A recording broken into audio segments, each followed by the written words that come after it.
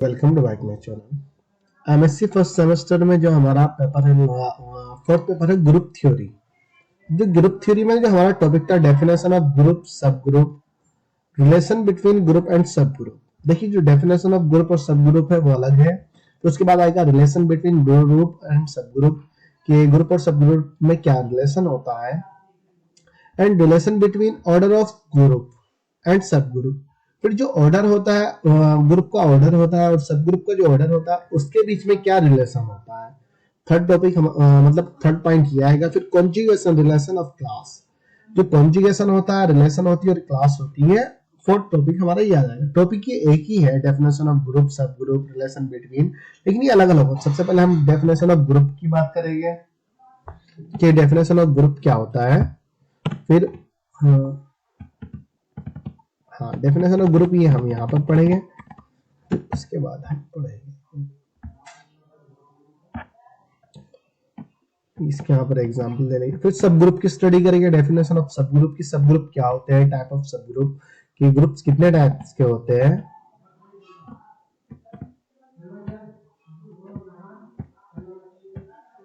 Type of सब group आ गए। फिर उसके बाद अगर हम बात करें एग्जाम्पल ऑफ सब ग्रुप, सब ग्रुप के एग्जाम्पल क्या होते हैं, इसकी मल्टीप्लीकेशन टेबल फॉर सब ग्रुप के लिए जो मल्टीप्लीकेशन टेबल आती है उसकी स्टडी हम इसमें करेंगे।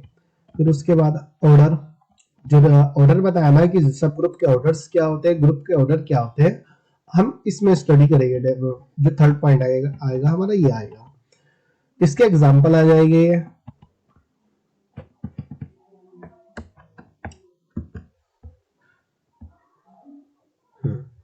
एग्जाम्पल ऑफ जो ऑर्डर होते हैं, ऑर्डर को किस तरीके से डिफाइन किया जाता है, जो एक्सिस ऑफ सिमेट्री या प्लेन ऑफ सिमेट्री होती है, इसमें ऑर्डर क्या होता है, इसमें ऑर्डर नंबर भी आता है। ऑर्डर नंबर की स्टडी करेंगे। अब सबसे लास्ट वाला पॉइंट जो है हमारा, ये सबसे लास्ट वाला पॉइंट है relation, conjugation relation, class of group, कि क्लास क्या होती है और कॉन्जुगेशन क्या होता है, किस तरीके से इनका कॉन्जुगेशन होता है, और क्लास ऑफ ग्रुप, ग्रुप की क्लास कौन सी होती है। ये सबसे लास्ट पॉइंट है, हम इसको करेंगे। Okay, abelian group, non abelian group, point symmetry groups. वो नेक्स्ट टॉपिक हमारा ये वाला होगा, पॉइंट सिमेट्री ग्रुप। जो हमारा टॉपिक जो है, ये टॉपिक पूरा ऊपर यहाँ तक है। ये मान लीजिए conjugation relation, class of group आ गया, ऑर्डर आ गए, नीचे ऑर्डर का एग्जांपल आ गया, एग्जांपल ऑफ सब ग्रुप, ये सब ग्रुप आ गए, ये सब ग्रुप की यहाँ पे डेफिनेशन होगी, ये सब ग्रुप की डेफिनेशन है, ये ग्रुप की डेफिनेशन है। जो क्वेश्चन आया ये है ना, डेफिनेशन ऑफ ग्रुप, सब ग्रुप, कि ग्रुप तथा सब ग्रुप की डेफिनेशन लिखिए। फिर उसके बाद बोला उसने रिलेशन बिटवीन ग्रुप एंड सब ग्रुप, ग्रुप और सब ग्रुप में क्या संबंध होते हैं, क्या रिलेशन होते हैं, आप ये बताइए। फिर उसने बाद में बोला कि relation between order of group and order of सब ग्रुप, कि जो ग्रुप का ऑर्डर होता है और सब ग्रुप का ऑर्डर होता है वो क्या होता है, उसके बीच में संबंध बता दीजिए। फिर उसने लास्ट फोर्थ पॉइंट में बोला कॉन्जुगेशन रिलेशन ऑफ क्लास, कि कॉन्जुगेशन रिलेशन ऑफ क्लास, की क्लास क्या होता है, कॉन्जुगेशन रिलेशन बताइए, क्लास का कॉन्जुगेशन रिलेशन बता दीजिए। तो सबसे पहले हम ग्रुप की बात करते हैं, डेफिनेशन ऑफ ग्रुप। देखिए जो सिमेट्री ऑफ एलिमेंट है, अगर तुम यहां से पढ़ोगे तो आपकी समझ में नहीं आएगा। इससे पहले आपको एक्सिस ऑफ सिमेट्री देखनी होगी, फिर प्लेन ऑफ सिमेट्री, फिर centre of symmetry, improper axis of symmetry.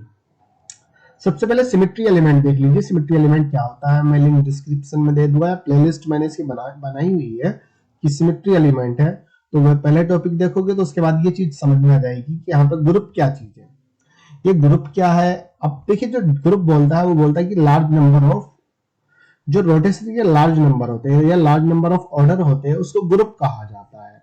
अब जो ग्रुप में सब ग्रुप प्रेजेंट होते हैं, जैसे मान लीजिए वाटर का ग्रुप जो है C2V है, C2V है, अगर उसके सब ग्रुप की बात करें तो उसमें दो सब ग्रुप होंगे, C2 1 होगा और सिग्मा V1 होगा। एक ही प्लेन ऑफ सिमेट्री प्रेजेंट होगी, दो टाइप का रोटेशन होता है, एक रोटेशन होगा लेकिन दूसरे पे उसको आइडेंटिकल स्ट्रक्चर मिल जाता है।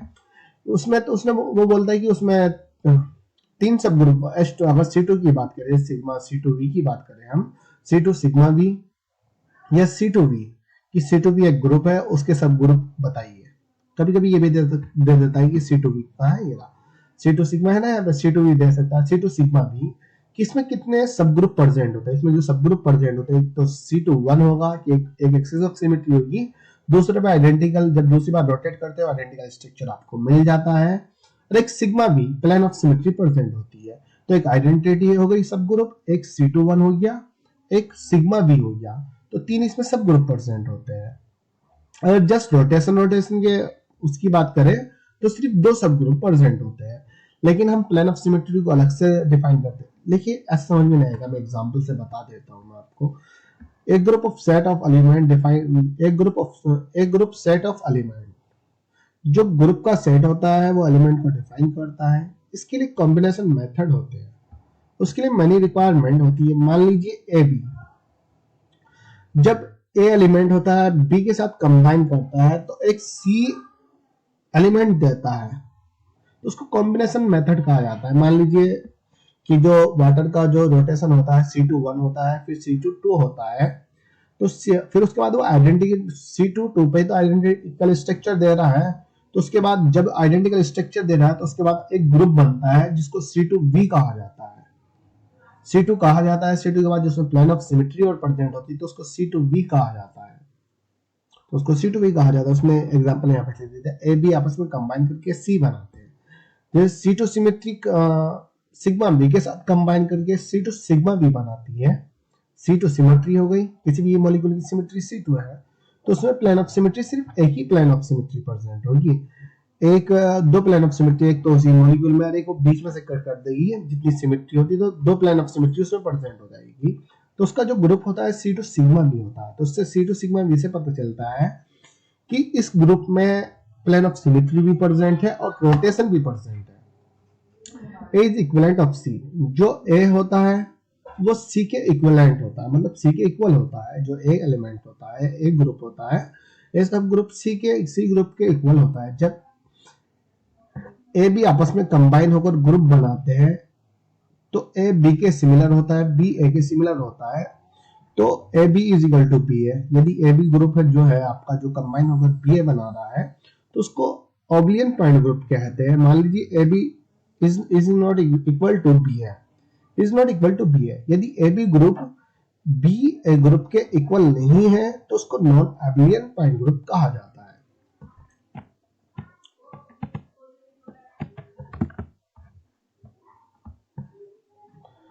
If element A and B are in the same group, then AB is equal to C, then C must also belong to same।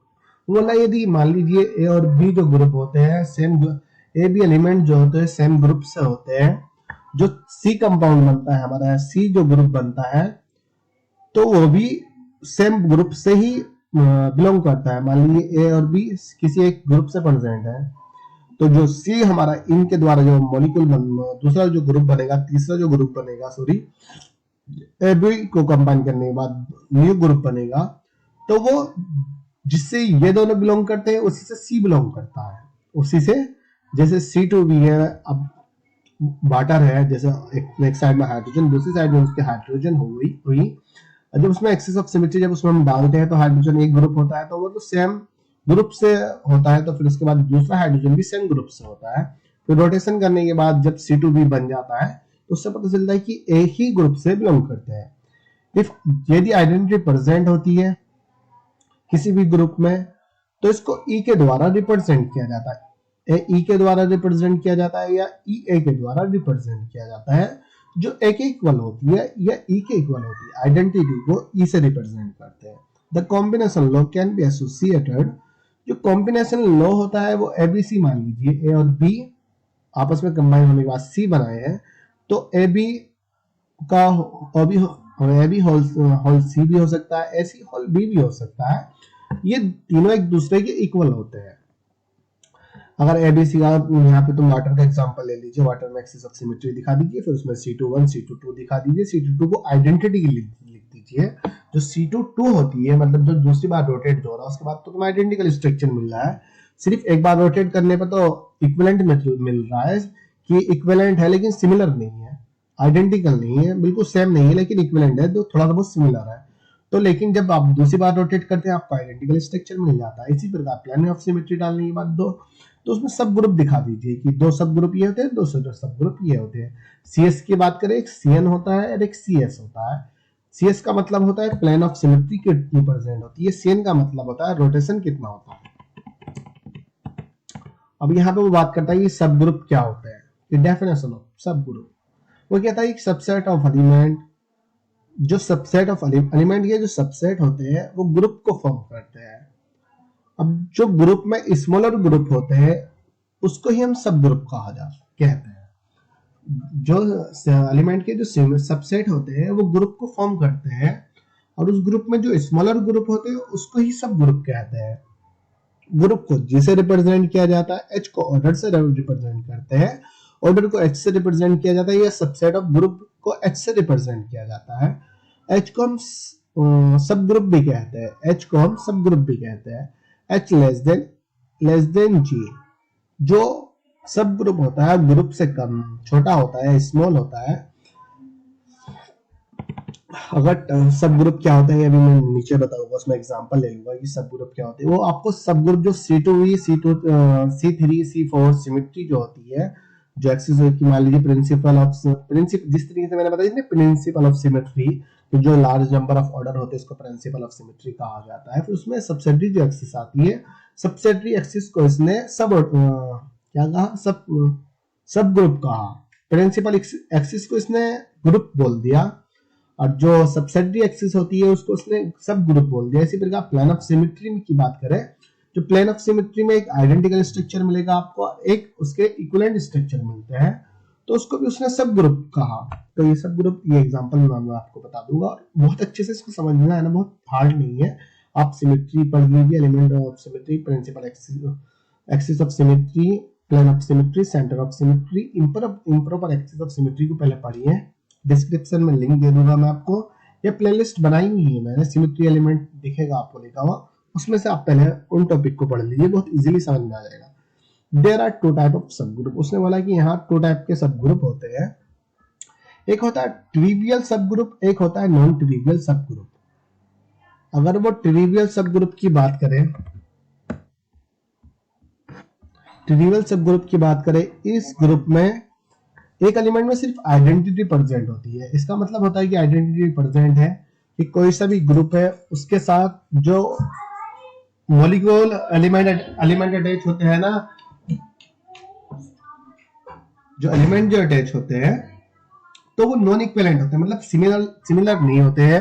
जैसे अमोनिया के साथ एक हाइड्रोजन जोड़ लिए, क्लोरीन जोड़ दी, नाइट्रोजन के साथ एक हाइड्रोजन, क्लोरीन, ब्रोमीन जोड़ दिए, तो तीनों डिफरेंट ग्रुप हो गए। तो उसमें ना तो आप रोटेशन कर सकते हैं, ना ही प्लेन डाल सकते हैं, प्लेन ऑफ सिमेट्री प्रेजेंट नहीं होगी, एक दूसरे की वो मिरर इमेज नहीं होगी, तो प्लेन ऑफ सिमेट्री प्रेजेंट नहीं होगी। तो उसमें सिर्फ आइडेंटिटी प्रेजेंट होती है। जब आप 360 डिग्री रोटेट कर देते हो, एज इट इज रख दीजिए, तो आपको आइडेंटिटी प्रेजेंट हो जाती है।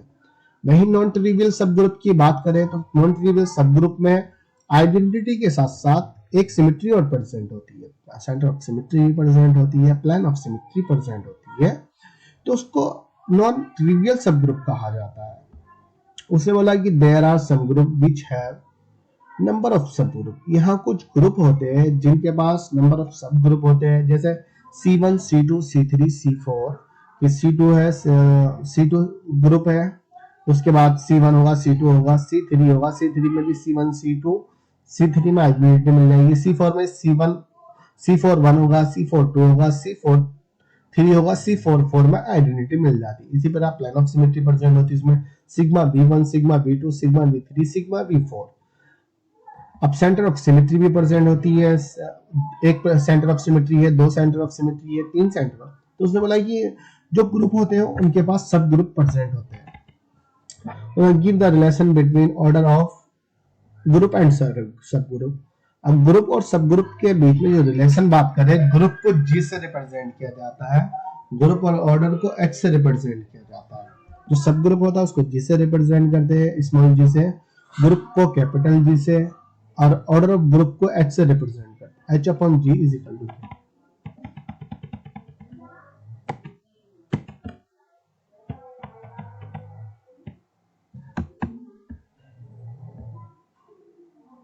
Example of subgroup. अब देखिए सब ग्रुप का एग्जाम्पल क्या है इसमें। अब एक सब ग्रुप भी समझ में आ जाएगा, यहाँ से आपको ग्रुप भी समझ में आ जाएगा। लेकिन जो C3b क्या होती है, C2v क्या होता है, ये आपको axis of symmetry, plane of symmetry देखने के बाद समझ में आएगा कि C3 क्या है, V1 V2 सिग्मा V1 ये सब क्या है। ये सब आपको लास्ट पिछले लेक्चर देखने के बाद समझ में आएगा। देखिए C3b की बात करें तो C3b बोला उसने एक ग्रुप है। अब C3b के इससे क्या समझ में आ रहा है कि इसमें 3 बार तो रोटेशन हो रहा है। अगर 3 बार रोटेशन हो रहा है तो प्लेन ऑफ सिमेट्री भी 3 ही बार होगा। जो मिरर इमेज होगी तो 3 बार ही इसमें 3 प्लेन ऑफ सिमेट्री प्रेजेंट होगी। C3b ग्रुप बोला। अब C3b में अगर बात करें तो 3 बार रोटेट हो रहा है, एक 360 डिग्री रोटेट करने के बाद तुम्हें आइडेंटिकल मिल रहा है। अब 360 को 3 बार रोटेट करना है आपको, तो आप 120 डिग्री से रोटेट करोगे ना, 120 डिग्री, 120 120, तो 12 12 12 2 26 12 36, तो 120 डिग्री पे एक स्ट्रक्चर इक्विवेलेंट मिलेगा, फिर 120 डिग्री पे रोटेट करने में फिर दूसरा स्ट्रक्चर, फिर तीसरी बार आपको आइडेंटिकल स्ट्रक्चर मिल जाएगा। तो इसी प्रकार वो कहता है कि C3b के अगर ग्रुप की बात करें, इसमें सब ग्रुप कितने होते हैं कि C31 पे एक होता है, C32 पे दूसरा होता है। अब फिर उसके बाद जब C33 पे जब वो रोटेट करता है तो उसमें आइडेंटिकल स्ट्रक्चर मिल जाता है कि जो C3 के सिमिलर होता है। जैसे हमने मॉलिक्यूल लिया, जैसे अमोनिया था, तीसरी बार रोटेट करने के बाद आपको सिमिलर मॉलिक्यूल मिल रहा था, तो आइडेंटिटी हो गई। तो ये 3 सब ग्रुप तो इसमें प्रेजेंट हो गए। अब 3 सब ग्रुप है लेकिन एक आइडेंटिटी है, तो सब ग्रुप कितने हुए, सिर्फ 2 सब ग्रुप हुए इसमें, क्योंकि तीसरी तो इसमें आइडेंटिटी है। तीसरी बार रोटेट करने पर तो तुम्हें आइडेंटिकल स्ट्रक्चर प्राप्त मिला, लेकिन 2 बार रोटेट करने पे इक्विवेलेंट मिला या नॉन इक्विवेलेंट मिला, इक्विवेलेंट मिला या नॉन इक्विवेलेंट, 2 सब ग्रुप हुए। नहीं, उसने बोला कि वी प्रेजेंट है, तो 3 बार इसमें plane of symmetry present. Sigma V1 है, सिग्मा V2 है, सिग्मा V3 है, कि 3 इसमें प्लेन ऑफ सिमेट्री प्रेजेंट है। अब जो प्लेन ऑफ सिमेट्री है उसको CS से रिप्रेजेंट किया जाता है। जो प्लेन ऑफ सिमेट्री है उसे CS से रिप्रेजेंट किया जाता है। एक्सिस ऑफ सिमेट्री को CN से रिप्रेजेंट करते हैं। एक्सिस ऑफ सिमेट्री को CN से रिप्रेजेंट करते हैं। N का मतलब होता है कि रोटेशन के जो नंबर होते हैं, ऑर्डर ऑफ नंबर होते हैं। और CS का मतलब होता है जो प्लेन ऑफ सिमेट्री के नंबर, S का मतलब होता है जो प्लेन ऑफ सिमेट्री के नंबर होते हैं। तो अगर C3b की बात करें तो 5 सब ग्रुप प्रेजेंट होते हैं। C2v की बात करें, C2v में 1 और 2 3 सब ग्रुप प्रेजेंट होते हैं। C4 की अगर बात करें 3 और 4 7 सब ग्रुप प्रेजेंट हो गई, क्योंकि चौथी जो होती है उसमें आइडेंटिकल स्ट्रक्चर प्राप्त होता है। इस प्रकार इसमें तीसरा आइडेंटिकल स्ट्रक्चर है, तो सिर्फ 2 तो ये वाले सब ग्रुप है, 3 ये वाले हुए, तो कितने हुए, 5 सब ग्रुप प्रेजेंट हुआ। उसमें C1E, उसने बोला कि C1 में अगर आपको आइडेंटिकल स्ट्रक्चर नहीं मिलता है। C1 की बात करें, C1 जो C1 होता है, मतलब एक बार रोटेट करने पे ही आपको आइडेंटिकल स्ट्रक्चर मिल रहा है, ना तो इक्विवेलेंट मिल रहा है, ना ही नॉन इक्विवेलेंट मिल रहा है, और ना ही मिरर इमेज में आपको मिरर इमेज शो हो रही है, उसमें प्लेन ऑफ सिमेट्री प्रेजेंट है, सेंटर हो, तो सिर्फ एक ही बार रोटेट करता है, तो उसमें सिर्फ आइडेंटिटी प्रेजेंट होती है, उसमें कोई भी सब ग्रुप प्रेजेंट नहीं होता है। जैसे प्लेटिनम पे 4 डिफरेंट ग्रुप लगा दीजिए, क्लोरीन लगा दीजिए, ब्रोमीन, हाइड्रोजन लगा दीजिए, आयोडीन लगा दीजिए, तो वो रोटेट करने के बाद ना तो आपको इक्विवेलेंट स्ट्रक्चर, सिर्फ वो 360 डिग्री रोटेट करेगा वो एक साथ, अलग अलग रोटेट नहीं कर सकते। अलग अलग रोटेट करने के लिए इक्विवेलेंट स्ट्रक्चर चाहिए, वो नहीं मिलते। तो सिर्फ उसमें C4 जो होती है प्रिंसिपल ऑफ सिमेट्री होती है, लेकिन 360 डिग्री एक ही बार रोटेट कर दिया जाता है, सिर्फ उसमें आइडेंटिटी प्रेजेंट होती है। अगर हम C3 की बात करें, जस्ट C3 की बात करें कि मान लीजिए किसी ग्रुप में सिर्फ एक्सिस ऑफ सिमेट्री प्रेजेंट है, प्लेन ऑफ सिमेट्री नहीं दे रखी है, वो सिर्फ लिखे के देते हैं उसमें C3 कि C3 में कितने सब ग्रुप प्रेजेंट होते हैं। C3 में सीधा सीधा आइडेंटिटी प्रेजेंट हो गई, C3 C3 तो उसने बोली है कि 2 सब ग्रुप प्रेजेंट है, तीसरी आइडेंटिटी होती है जिसको सब ग्रुप कहा जाता है। वहीं अगर CS की बात करें, CS में सिर्फ एक प्लेन ऑफ सिमेट्री प्रेजेंट होती है। अब प्लेन ऑफ सिमेट्री है, दूसरी उसमें आइडेंटिटी हो रही है।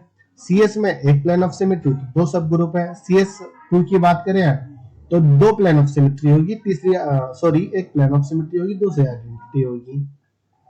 अब CS3 की बात करें, CS3 में 2 प्लेन ऑफ सिमेट्री होगी, तीसरी आइडेंटिटी होगी, मतलब टोटल तो 3 प्लेन ऑफ सिमेट्री होगी, लेकिन आइडेंटिटी को हम सब ग्रुप में कैलकुलेट नहीं करते हैं, सब ग्रुप में नहीं कैलकुलेट करते हैं, तो सिर्फ 2 सब ग्रुप हो गए।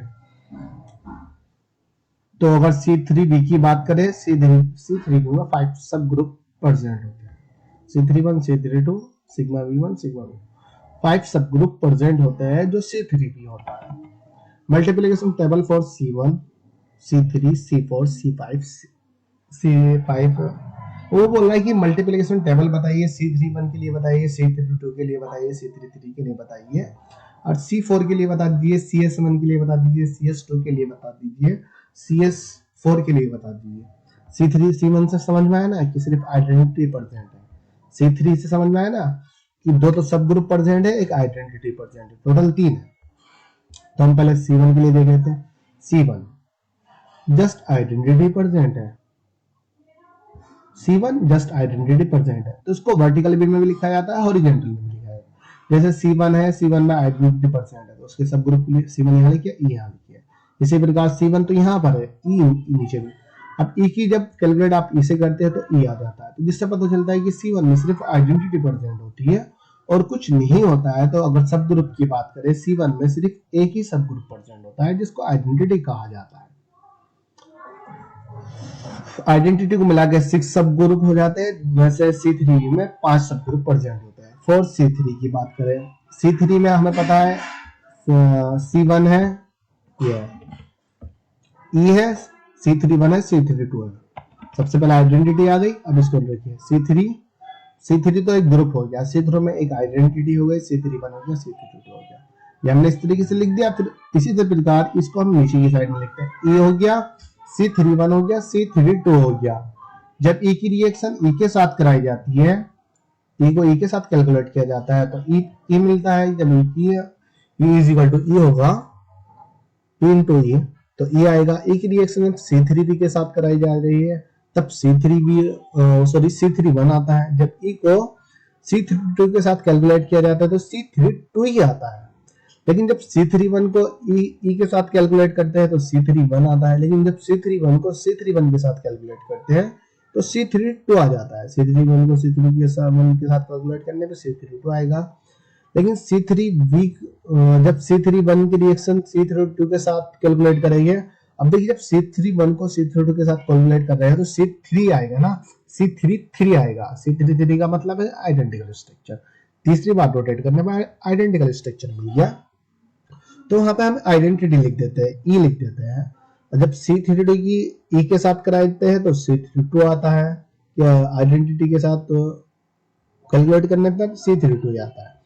मान लीजिए E के साथ जिसके साथ भी करा रहे हैं तो सिर्फ वही आएगा। C32 की जैसे हम C31 के साथ कराया जाता है तो फिर आइडेंटिटी आ जाती है। क्यों आ जाती है? कि जब C32 को हम C31 के साथ कैलकुलेट करते हैं तो यहाँ पे C33 आ जाता है, जिससे पता चलता है कि आइडेंटिकल स्ट्रक्चर है। तो जब C32 की रिएक्शन C32 के साथ कराते हैं तो उसमें से एक माइनस, तो यहाँ पे C31 आ जाता है।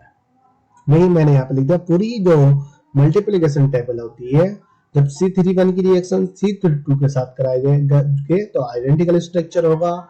जब C32 की रिएक्शन C32 के साथ कराएंगे तो C31 होगा, वरना बाकी सिमिलर होता है। अब CS की अगर हम बात करें, जो CS होता है कि CS के मल्टीप्लिकेशन टेबल कैसे होती है, CS। अब CS में हमें पता है कि जो CS होता है, सिर्फ CS की अगर हम बात करें, उसमें सब ग्रुप एक तो आइडेंटिटी प्रेजेंट होगी और एक सिग्मा भी प्रेजेंट होगा। अगर CS1 होता है तो दो सिग्मा मतलब 2 प्लेन ऑफ सिमेट्री प्रेजेंट होगी। CS3 में 3 प्लेन ऑफ सिमेट्री प्रेजेंट होगी। लेकिन जो तीसरी होती है सिर्फ आइडेंटिटी होती है। CS में एक आइडेंटिटी होगी, एक प्लेन ऑफ सिमेट्री होगी। ये तथा प्लेन ऑफ सिमेट्री यहाँ पे लिख दिया हमने। इसी प्रकार ये यहाँ पे लिख दिया प्लेन ऑफ सिमेट्री। अब जब E की रिएक्शन E के साथ कराई गई,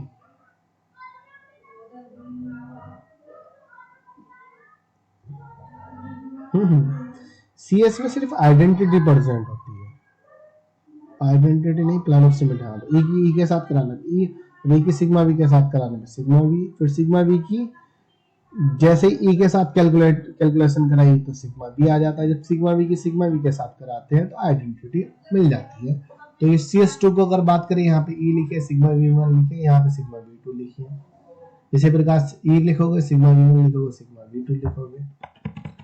बात करते हैं, उसके बाद बात करते हैं कि ऑर्डर क्या होता है। ऑर्डर को मैं नेक्स्ट लेक्चर में बता देता हूँ, मतलब वो वीडियो बहुत लेंथी हो जाएगी।